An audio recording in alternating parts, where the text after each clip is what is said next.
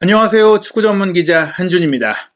7월 말에도 축구 경기 일정 뜨겁게 이어지고 있습니다. 일본에서 2022 동아시아 축구연맹 E1 챔피언십 동아시안컵 대회가 시작했는데요. 일본 대표팀이 홍콩과 개막전을 치렀고 한국 대표팀은 중국과 첫 경기를 치렀습니다. 한중전에서 한국 대표팀 3대0 완승을 거뒀습니다. 황인범 선수 지난 2019년 한국에서 열렸던 대회 우승을 이끌면서 MVP를 차지했었죠.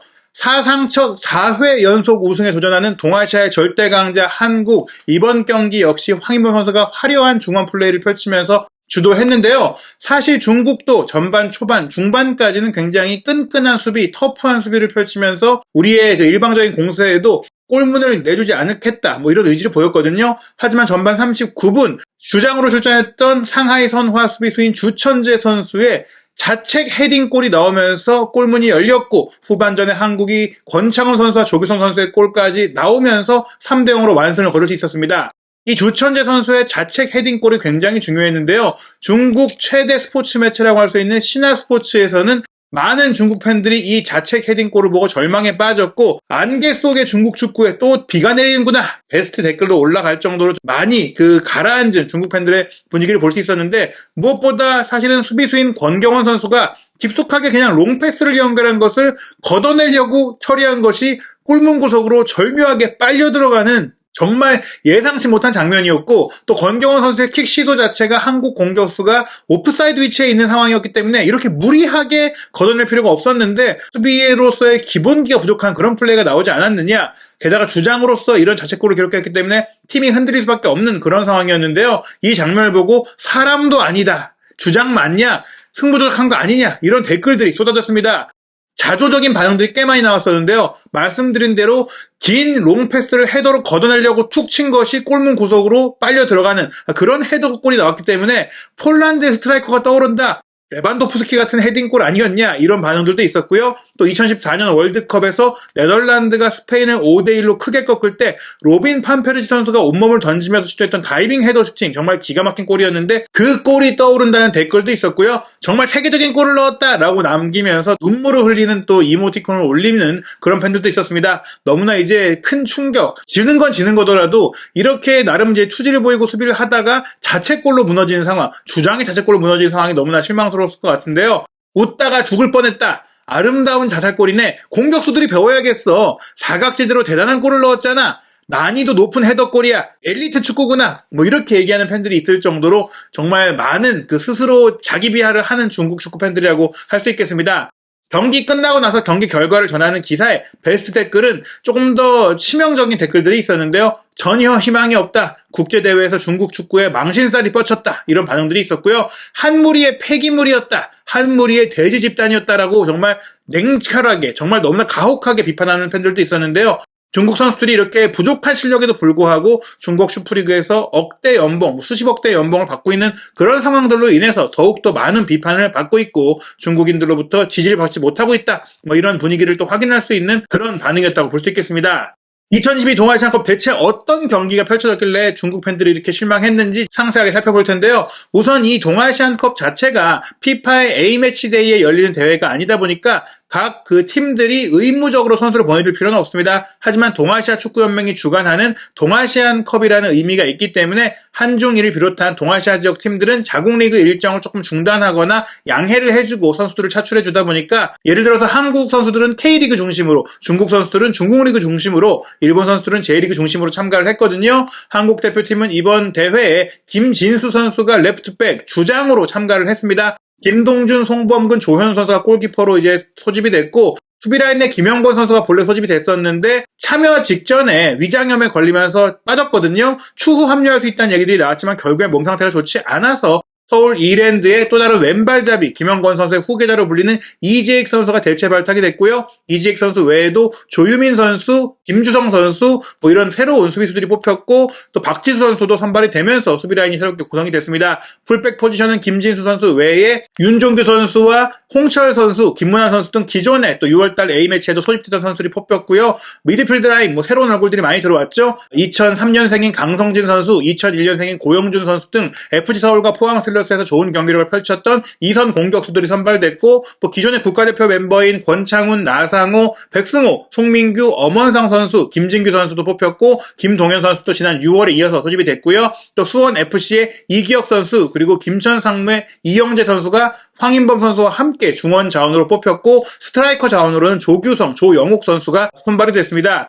중국과의 경기 선발 라인업은 4-1-4-1 포메이션 굉장히 공격적으로 나섰는데요. 조규성 선수가 원톱으로 자리하고 왼쪽에 나상호, 오른쪽에 엄원상, 중앙 공격형 미드필더로 황인범, 권창훈 선수가 나란히 나서고 백승호 선수가 원볼란치로 섰습니다. 포백 라인은 김진수, 권경원, 조유민, 윤종규 선수가 배치됐고 김동준 선수가 골문을 지켰는데요. 김동준 선수와 조유민 선수는 이날 선발 출전하면서 A매치 데뷔전을 치르게 됐고요. 이날 후반전에 강성진 선수와 고영준 선수도 교체 출전을 하면서 무려 4명의 선수가 A매치 데뷔전을 치르는 상황이 됐습니다. 이번 경기에 한국을 상대한 중국 대표팀은 사실 국가대표팀이라고 할 수 없는 상황이었습니다. 23세 이하 대표팀과 와일드카드로 나올 수 있는 일부 3명 정도의 24세 이상 선수들이 참가를 했는데요. 아무래도 중국이 올 9월 달에 항저우에서 아시안게임을 열 예정이었고 그 대회를 준비하고 있었던 세르비아 출신의 얀코비치 감독이 또 일을 하고 있었습니다. 근데 이 대회가 코로나19 확산으로 인해서 1년 뒤로 연기가 됐고 최근에 확정이 됐죠. 2023년 9월 달에 개막하는 것으로 일정이 바뀌었는데요. 그 대회를 준비하는 의미에서 23세 이하 팀 멤버, 코칭 스태프까지 그대로 이번 경기에 참여를 했습니다. 34세인 베테랑 공격수 탄롱이 최전방에 배치되고 팡하오와 리오주른 같은 젊은 공격수들이 좌우 측면에 배치가 됐고요. 다이웨이춘과 황자후이, 장광타이가 3명의 역삼각형 미드필드를 구성하고 원자바오, 시화오퐁이 좌우 풀백, 주천재, 장송롱이 센터백 라인, 한자치 선수가 골문을 지켰는데 앞서 소개드린 자책골의 주인공 주장인 주천재 선수 같은 경우에는 이미 한국과의 경기가 14번째 A매치일 정도로 나이는 어리지만 중국 대표팀에서 뛰고 있는 핵심 센터백이었어요. 말씀드린 대로 상당수의 선수들이 A매치 경험이 없는 23세 이하 팀이라고 하더라도 중국 슈퍼리그에서 꾸준히 뛰고 있는 선수들이었고 특히 자책골을 기록한 선수 같은 경우에는 중국 대표 수비수라고 할 수 있기 때문에 한국과의 경기에 심적 압박감을 느끼면서 굉장히 흔들렸고 스스로 무너졌다 이렇게 볼 수 있겠는데요. 구체적으로 경기 상황을 살펴보면 전반 10분 왼쪽 측면을 중심으로 김진수 선수가 윙어처럼 올라가서 공격을 과담하다가 감각적인 백힐 패스를 내주고 뒤에 있던 나상호 선수가 공을 잡아서 단독 돌파로 중앙까지 치고 들어가서 시도한 오른발 슈팅이 골문 구석으로 예리하게 이어졌는데 골키퍼의 선방이 막히면서 첫 번째 득점 기회를 좀 아쉽게 놓쳤고요. 전반 22분에는 상대가 문전을 가득 메우고 밀집 수비를 펼치니까 황인범 선수가 과감한 왼발 중거리 슈팅을 시도했는데 이게 골문 구석으로 또 한번 절묘하게 흘렀거든요. 근데 이 공도 골키퍼가 선방을 했습니다. 전반 26분에는 중앙 공격수인 조규성 선수의 왼쪽 측면으로 이동하는 움직임이 굉장히 좋았는데요. 황인범 선수의 패스를 받아서 공의 이동 방향대로 어깨 페인팅으로 수비를 속이면서 빠져나왔고 수비수 2명 사이에서 침착하게 공을 키핑한 이후 크로스 패스를 문전으로 올렸는데 오른쪽 공격수인 엄원상 선수가 조규성 선수가 비운 그 중앙 공격수 자리로 들어가서 헤더 패스를 뒤로 흘려주고 황인범 선수가 발리 슈팅까지 연결했는데 아쉽게 크로스바를 넘겼어요. 하지만 이런 선수들의 유기적인 스위칭 플레이에 이은 슈팅까지 나왔다는 것, 연계 플레이, 빌드업 플레이가 벤투 감독 체제에서 잘 이루어지고 있다는 것을 보여준 아주 좋은 장면이었는데요. 전반전 31분 중국도 기회 하나를 만들었는데 벤투 감독이 후방 빌드업을 좀 중시하고 센터백과 골키퍼들도 짧은 패스로 경기를 만들어가다 보니까 강한 전방 압박으로 김동준 선수를 팡하오 선수가 압박을 했어요. 근데 이 압박이 너무 지나쳤습니다. 압박하는 것까지는 좋은데 태클을 시도하는 과정에서 골키퍼를 향해 노골적인 파울이 되면서 결국에는 이제 한국의 공으로 확정이 됐죠. 그 이후에 전반 32분에는 황인범 선수가 공격으로 연결한 상태에서 논스톱 패스를 조규성 선수에게 내줬고 조규성 선수도 수비가 워낙 밀집되어 있으니까 이 공을 받자마자 왼발 논스톱 슈팅을 연결했는데 골키퍼 정면으로 흐르면서 결국엔 또 한 번의 기회가 무산이 됐거든요. 그러다가 전반 39분 수비 라인에서 권경원 선수가 하프라인까지 넘어 올라와서 시도했던 장거리 전환 패스가 정말 좋았는데 사실 패스가 연결될 때 우리 선수가 이제 오프사이드 위치에 있긴 했어요. 그런데 그 앞서 있는 공격수에 대해서 신경을 많이 썼던 탓인지 주천재 선수가 골문과 거리가 꽤 있는 상황에서 이제 걷어내려고 헤더 슈팅을 했는데 이게 골문 구석으로 빨려 들어가는 헤더 골이 되고 말았습니다. 골키퍼가 또 이미 앞으로 좀 나와 있다 보니까 쫓아가다가 공을 막아낼 수 없었고 또 막아낼 수 없는 그런 절묘한 구석으로 이어지는 골이 됐기 때문에 이 자책골로 인해서 중국의 수비 집중력이 흔들리기 시작했다. 정말 눈을 질끈 감고 헤딩했다는 것 기본이 안 됐다는 겁니다. 눈을 뜨고 공이 어떻게 가는지 어디로 가는지를 보고 헤딩을 해야 되는데 주천재 선수가 중국 대표팀의 주장을 맡고 경기를 뛰었는데 이 정도 경기력이라면 기본이 안 되는 거 아니냐 이렇게 볼 수가 있겠는데요.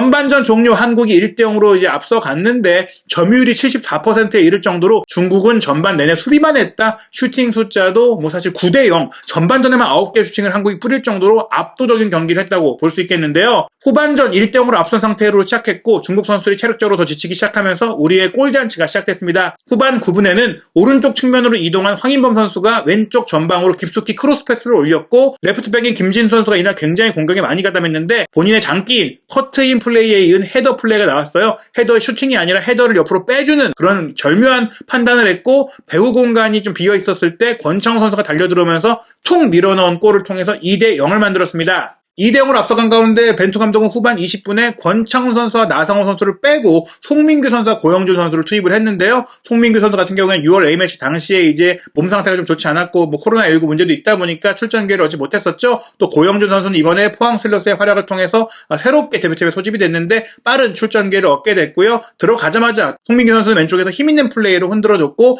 고영준 선수 또 섬세한 볼 운반과 패스 능력을 보여줬거든요. 후반 28분에는 오른쪽 라인에 엄원상 선수와 윤종현 선수가 빠지고 강성진 선수와 김문환 선수가 투입이 됐는데요. 후반 35분 좋은 플레이가 또 골로 연결됐습니다. 한 칸 밑으로 황희범 선수가 내려갔어요. 고영준 선수가 들어오면서 조금 고영준 선수가 공격을 풀 수 있도록 지원해주는 역할을 황희범 선수가 했는데 황인범 선수의 1차 기천 패스를 받은 고영준 선수가 수비 둘이 달려들어오자 절묘하게 공을 돌려놓고 또 빠른 타임으로 수루 패스를 연결해줬고 그 수루 패스도 풀백과 센터백 사이사이로 절묘하게 이어졌고 그 패스를 또 조규성 선수가 오프사이드에 걸리지 않으면서 확보한 이후 골키퍼와 마주한 상태에서 침착하고 또 깔끔한 슈팅을 연결하면서 3대0을 만들었어요. 조규성 선수 어느새 A매치 4골을 기록하면서 정말 화끈하게 이번 경기를 마침표를 찍는 그런 활약을 했고요. 후반 36분 마지막 교체 카드로 벤투 감독이 황인범 선수를 빼주고 김준규 선수까지 투입하면서 고르게 선수를 활용하고 점검하는 그런 상태 속에 경기는 3대0 한국의 승리로 끝났습니다.